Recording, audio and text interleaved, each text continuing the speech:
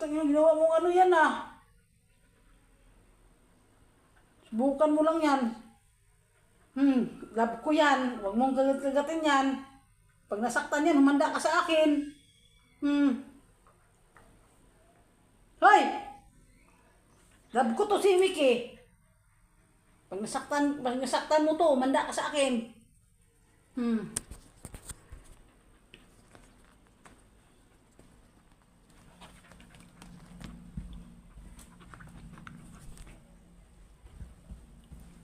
Gusto niya kasi maglalaro-laro, magharot-harot.